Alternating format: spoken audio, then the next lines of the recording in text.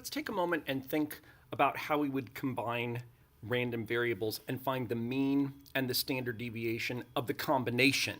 So instead of simply looking at one individual student's AP exam score for statistics in 2016, let's say X1 represents student number one's score and X2 represents another randomly selected score. So if I'm interested in the sum of those scores, I'm now looking at this random variable, the sum of two scores. So that sum has an expected value. I could write it this way. We could also write it as the mean of these two randomly selected scores. Now it's important that they are randomly selected. So if I have randomly selected them, in order to find the combined mean, it's pretty simple. I'm simply going to take the mean for the first student, which I already know is 2.9. We've calculated that. And I will combine that with the mean of the second student. But if I'm randomly selecting a student, I would expect both of them to have the same score, the same expected value of 2.9. So that combination is 5.8. I would expect a mean for a sum of two randomly selected AP Stat scores from 2016. I would expect a sum of 5.8. Now, when it comes to independence, independence is important when you are calculating the standard deviation.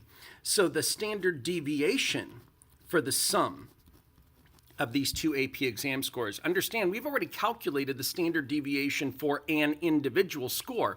Now, it's important that they are independent of one another. So, but I'm only selecting two scores out of 206,563, so certainly the 10% rule applies here. I can act like these two scores are independent of one another. Independence is what's required in order to combine the variances. Understand, we don't add standard deviations. So the standard deviation for X1 for the first student is 1.4. The standard deviation for the second student for that score is also 1.4, but I need to turn them into variances. I need to square them first. Then I can combine them by adding, and then I can find my standard deviation by taking the square root.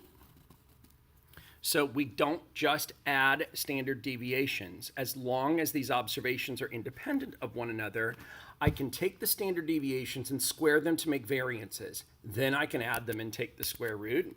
So it's not too hard to put that into your graphing calculator here.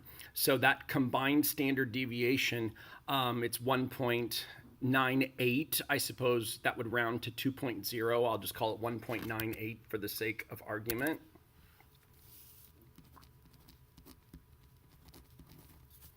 There we go. So what if we take the difference of two scores? So the expected value now for the difference of two scores, instead of X1 plus X2, it's X1 minus X2.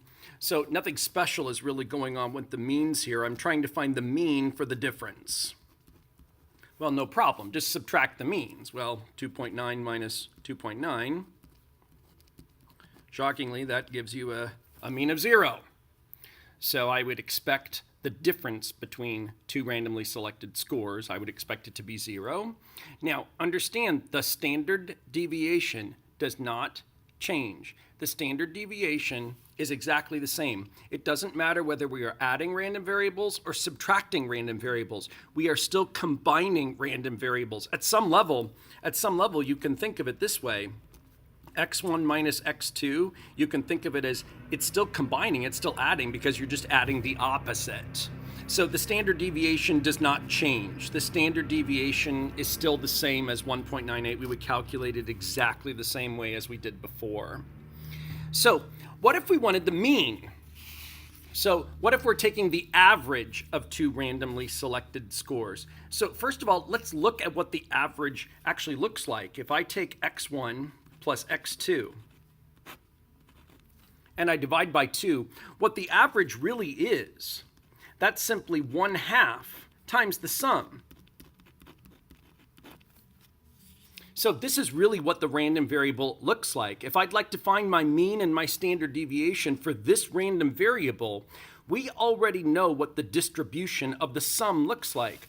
I already know that for the sum, I know that the mean of the sum is 5.8. I know that the standard deviation for the sum is 1.98.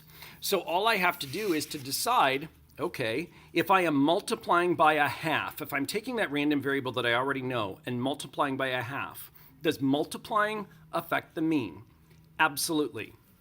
So then the mean of x1 plus x2 divided by 2, all I have to do is take my old mean of 5.8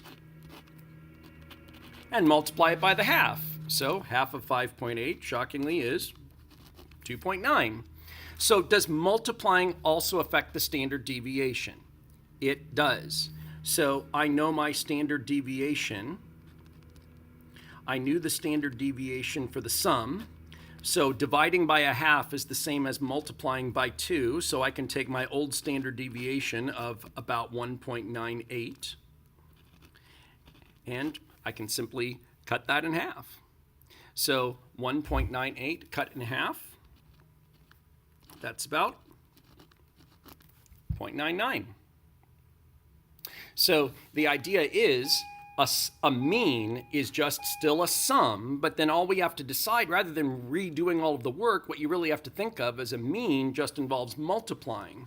Well, multiplying affects both a mean and multiplying affects standard deviation. If you are taking a combination of random variables and if you are adding a constant